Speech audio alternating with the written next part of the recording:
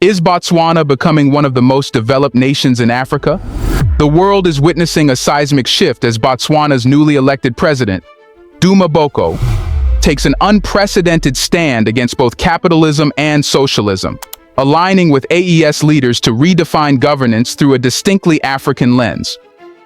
Boko's rejection of Western capitalism and socialism reflects a bold, revolutionary vision for African nations to govern themselves according to their values, free from ideologies that have historically served foreign interests. With his call for an African democracy, Boko champions a model focused on community well-being, sovereignty, and adaptability, which could redefine governance across the continent. But what changes can he bring? Let's find out.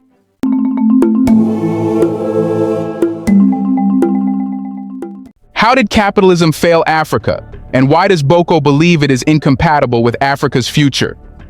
Duma Boko's critique of capitalism centers on its legacy of exploitation in Africa, particularly in resource-rich nations like Botswana. He is the new hope for Africa. Approaches and accepts with humility, with some trepidation, feeling, I dare not fail. I dare not disappoint. Capitalism's promise of economic growth, he argues, has consistently prioritized foreign profits over the welfare of African communities. Under capitalism, Botswana's valuable mineral resources have largely enriched Western corporations, offering minimal returns to local communities. For Boko, capitalism's influence in Africa represents a modern extension of colonialism, where wealth extraction benefits external stakeholders, leaving African nations with few gains. Botswana's diamonds and other natural resources have fueled the economy on paper, but have not translated into widespread prosperity. Boko points out that while foreign investors reap the rewards, local communities see little reinvestment. Roads, healthcare, education, and infrastructure in resource-rich areas often remain underfunded, with the profits flowing out of the country. They told me last time that they have medical aid, government pays 80% and they pay 20%. Why does government pay 80%? What is the rationale there? Is it because they work? Or is it because they are special, they are the only ones who require health care? According to Boko, this economic imbalance perpetuates inequality and stifles national growth, undermining the very purpose of resource ownership. Capitalism, he asserts, has turned Africa into a continent of consumers rather than owners, dependent on external economies for jobs, goods, and capital. In addition to wealth extraction, Boko critiques capitalism for its tendency to deepen social divisions. By favoring those already wealthy, capitalism creates a cycle where wealth and power remain concentrated, leaving everyday citizens struggling to make ends meet. For Botswana, this means that much of the economic gains are enjoyed by a few elites or foreign investors, while the majority of citizens experience only a fraction of these benefits. Boko argues that this system, by design, does not serve the needs of the average African. He questions how a system that thrives on inequality and exploitation can be a blueprint for African prosperity. Beyond economic imbalances, Boko views capitalism as a model that discourages long-term stability and communal well-being. The system incentivizes short-term gains over sustainable development, a factor that Boko sees as particularly harmful to Africa's future. Multinational corporations, driven by profit, prioritize immediate returns, often at the expense of environmental stewardship and social responsibility. In Botswana, this is translated into resource depletion, environmental degradation, and communities left to bear the cost of unsustainable practices. For Boko, capitalism's legacy in Africa is one of environmental and social damage rather than progress. But if capitalism is unsuitable, could socialism provide a fairer and more viable alternative for Botswana and other African nations? Here's a reminder to please like and share the video and subscribe to our channel to watch more videos on Black culture, history, civilization, and identity. Let's continue now. Socialism, in theory, promises equality, fairness, and communal ownership, values that resonate deeply within many African communities. However, Boko's critique of socialism stems from its rigid top-down structure, which, he argues, is ill-suited for Africa's unique needs and cultural landscape. He points out that African societies have long relied on adaptive, community-based governance, emphasizing collaboration and shared decision-making at the local level.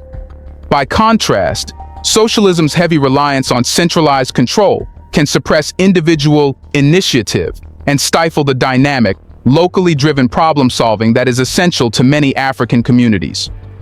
One of Boko's main concerns with socialism is its tendency to enforce state control over industries and resources, often creating a bloated bureaucratic system. He argues that socialism's one-size-fits-all approach does not align with Africa's diversity and would ultimately lead to inefficiencies and stagnation. In Botswana and other African nations, where people are accustomed to decentralized governance models that empower local leaders, socialism's centralization can feel restrictive. Boko believes that socialism could transform African governance into a monolithic entity that fails to address the nuances of individual communities, undermining the very essence of African societies. Furthermore, socialism's track record in Africa has been fraught with challenges. Attempts to implement socialist models in African nations have often led to economic hardships, a loss of individual freedom, and the growth of government corruption. From Boko's perspective, these experiences provide evidence that socialism, much like capitalism, is an ideology imported from contexts vastly different from Africa's. He argues that socialism does not respect Africa's intrinsic values of family, community, and flexibility, and that importing this ideology would ultimately do more harm than good. Another criticism Boko raises is socialism's tendency to stifle innovation. In a world where technological progress and adaptability are essential, socialism's focus on state ownership and control can slow the pace of advancement. Botswana, for example, needs policies that encourage local businesses to thrive, foster innovation, and create jobs that meet the demands of a rapidly evolving global economy. Socialism, with its bureaucratic nature, may hinder these aspirations by limiting entrepreneurial freedom and discouraging competition. Boko envisions an Africa that is self-reliant, resilient, and capable of harnessing the skills and creativity of its people, a vision that he believes socialism cannot fulfill. Boko's critique of socialism reflects his belief that Africa does not need to conform to foreign ideological frameworks that do not serve its people. He advocates for a system that emphasizes flexibility, one that can adapt to the continent's changing needs and challenges. For him, socialism is yet another Western import that imposes rigid ideas on African nations, inhibiting the development of a governance model that truly reflects Africa's values and priorities. With both capitalism and socialism failing to meet Africa's needs, Boko advocates for an alternative model, African democracy. But what exactly does this entail? Duma Boko's concept of African democracy is a pioneering vision of governance that seeks to break away from Western ideologies entirely. Rather than imitating foreign models, African democracy emphasizes the values, cultures, and traditions that are unique to African societies. For Boko, democracy should be more than a copy-paste of Western systems. It should be an adaptive, evolving framework that prioritizes the well-being of African communities and respects their heritage. This vision is not about isolationism, but about creating a system that authentically reflects Africa's identity. African democracy, as Boko defines it, is based on three key principles: community well-being, shared decision-making, and adaptability. Unlike capitalism, which prioritizes profit, or socialism, which centralizes control, African democracy emphasizes the importance of empowering local communities. Boko envisions a governance structure where citizens have an active role in decision-making processes, and where policies are crafted to serve the people, not the other way around. In this model, democracy is a living, breathing system that adapts to the needs and aspirations of African societies. One core aspect of African democracy is its focus on collective well-being. Rather than focusing solely on economic metrics like GDP, This model prioritizes quality of life and social equity. Boko believes that a successful government ensures every citizen has access to essential resources: education, healthcare, clean water, and security. Under African democracy, the government is held accountable not by foreign investors or corporations, but by the people it serves. This community-oriented approach reflects the deeply ingrained values of mutual support and communal responsibility found across African cultures. Another defining feature of African democracy is its adaptability. Recognizing that Africa's challenges are constantly evolving, Boko advocates for a system that can adjust and respond to changing circumstances. Unlike rigid ideological frameworks, African democracy encourages leaders to adopt policies based on what works for their people. Boko believes that history offers guidance, not rigid blueprints, and that African governance should be willing to evolve and change course when necessary. This approach allows African nations to remain resilient in the face of global shifts and to craft solutions that are uniquely suited to their needs. As Boko's vision takes shape, he isn't standing alone. The AES Alliance of African Leaders shares his determination to redefine governance for Africa, united by a common goal of economic sovereignty and self-determination. So, what role does the AES Alliance play in supporting African sovereignty? And why is it critical for Africa's future? The AES, African Economic Sovereignty Alliance, which unites leaders from countries like Mali, Niger, Burkina Faso, and now Botswana, represents a monumental shift toward economic and political self-determination in Africa. Duma Boko's recent decision to join forces with these leaders solidifies his commitment to a vision of Africa that is free from the historical grip of Western ideologies and economic dependencies. For the AES Alliance, sovereignty is not merely about political independence. It is a multifaceted movement encompassing economic autonomy, cultural pride, and policymaking that genuinely reflects the needs and values of African people. Boko's alignment with AES signals a united front in the fight against Western capitalism and socialism, ideologies that have traditionally dictated the structures of governance and development across the continent. The AES coalition advocates for a unique African model, one that rejects foreign-imposed economic systems in favor of frameworks that are rooted in African identity and capable of fostering true prosperity for the continent. For Boko and his AES allies, capitalism represents the continued exploitation of African resources, while socialism's rigid structures fail to resonate with Africa's cultural diversity. Together, they are paving the way for a model of governance that embodies African ideals and serves the interests of African nations. A key element of the AES alliance is its focus on economic sovereignty. Members of AES, including Boko, argue that Western capitalism has essentially functioned as a modern extension of colonialism, where Africa's vast resources are extracted to benefit foreign entities at the expense of local communities. In response, AES leaders are pushing for policies that ensure Africa's natural wealth remains within the continent, directly benefiting its people. This means establishing trade policies, resource management strategies, and financial systems that are independent of Western influence. In the case of Botswana, Boko envisions a system where the profits from resources like diamonds are reinvested in local infrastructure, healthcare, and education, rather than siphoned off by foreign corporations. Furthermore, the AES Alliance aims to reduce reliance on Western financial institutions, which have historically placed African nations under burdensome debt and restrictive economic policies. By creating alternative economic structures, AES countries hope to build resilience against the volatility of global markets and empower African nations to operate independently. This vision includes developing regional trade partnerships, establishing African banks with sovereign lending power, and exploring partnerships within the BRICS bloc, which shares an interest in challenging Western-dominated financial systems. Boko's participation in AES aligns with his belief in African democracy, emphasizing policies that prioritize people over profit and nations over corporations. The AES Alliance's focus on cultural autonomy is another significant factor in its vision for African governance. AES leaders argue that African countries have often adopted Western cultural standards at the expense of their own identities, a pattern that affects everything from educational curricula to governance frameworks. Boko and his AES peers believe that a strong, sovereign Africa must be deeply connected to its roots, embracing its languages, traditions, and communal practices.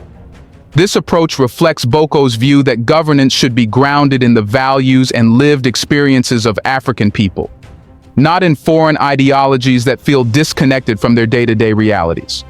By fostering a renewed sense of cultural pride and self-respect, AES leaders hope to inspire Africans to envision a future that is wholly theirs. The alliance's stance is not without controversy, especially from international stakeholders who view the AES movement as a threat to global stability and existing economic relationships. Western investors and corporations, accustomed to favorable access to Africa's resources and markets, see AES policies as a challenge to their interests. However, Boko and the AES alliance argue that Africa's long-term prosperity depends on breaking free from exploitative practices.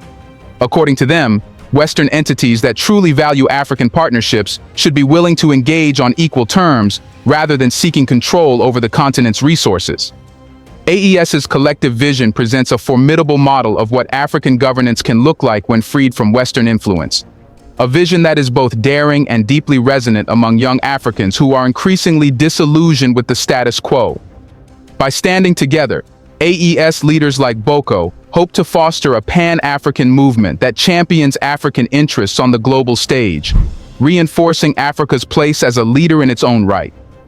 This alliance underscores Boko's belief in an African democracy that empowers people, celebrates Africa's diverse heritage, and reclaims Africa's right to self-determination.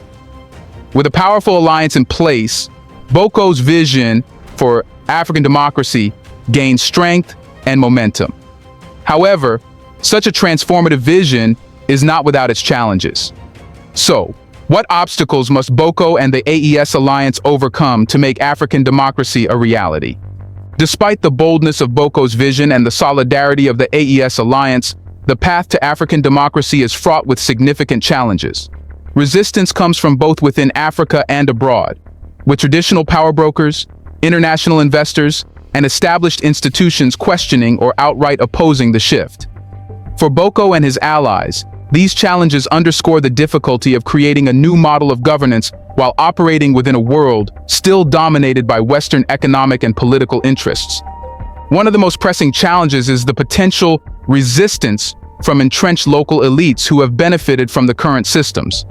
In Botswana and other African nations, influential groups that have established connections with the Western corporations may see Boko's African democracy as a threat to their power and financial interests.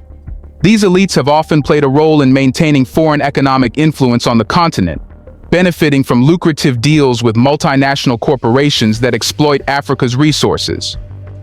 Convincing these stakeholders to embrace a governance model that prioritizes local communities over corporate profits is no small feat. Additionally, international investors accustomed to reaping substantial profits from African resources are likely to push back against the AES alliance's policies. For decades, Africa's natural wealth, minerals, oil, and agricultural products has flowed out of the continent, contributing to the prosperity of Western economies. The AES vision of economic sovereignty disrupts this dynamic, and Western investors may view these policies as direct threats to their business interests. The possibility of sanctions, divestment, and reduced foreign aid looms as a potential consequence, and Boko is fully aware of the economic risks involved. Yet he remains undeterred, believing that short-term economic pain is worth the long-term goal of African independence. Beyond external pressures, Boko and the AES alliance face the monumental task of reshaping public perception within Africa. Generations of Africans have been educated under systems that often present Western models as the pinnacle of governance. For many, capitalism and socialism are viewed as the only viable options, with African models either marginalized or dismissed. Boko's challenge then is to inspire a cultural shift that empowers Africans to see themselves as creators of their future.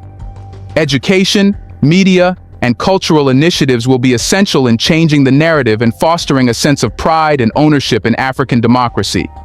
Moreover, the AES alliance must tackle the logistical hurdles of building alternative economic systems that do not rely on Western financial institutions.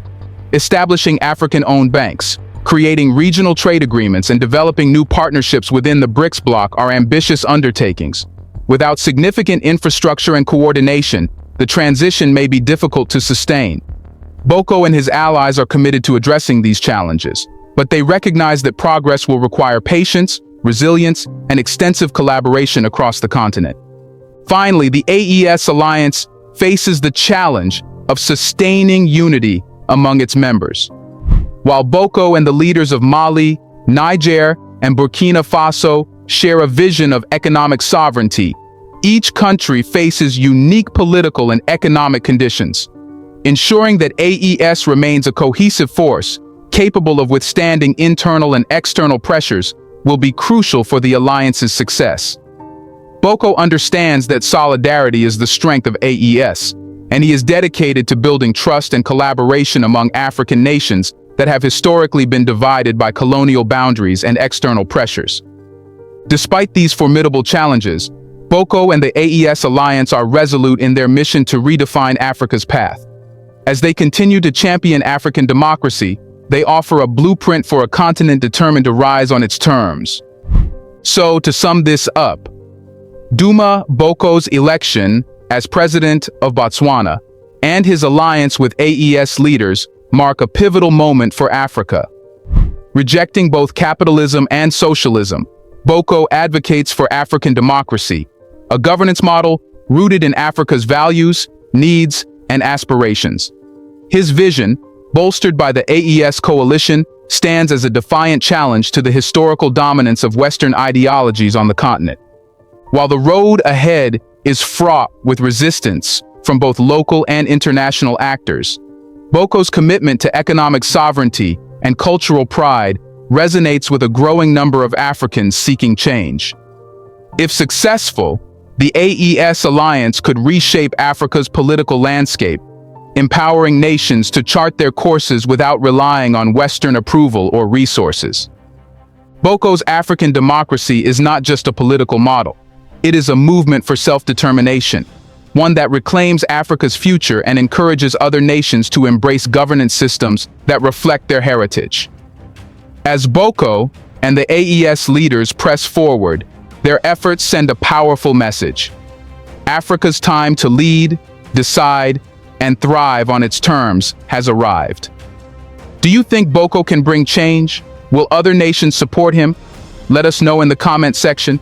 Do you think Africa's new leadership is serving the people? Do you want to watch more videos like this one? If so, subscribe to our channel and press the bell icon next to it. We have decided to bring videos on something nobody talks about: the Black culture, civilization, history, and evidence about how glorious Blacks have been. Thanks for watching, and until the next video, stay tuned.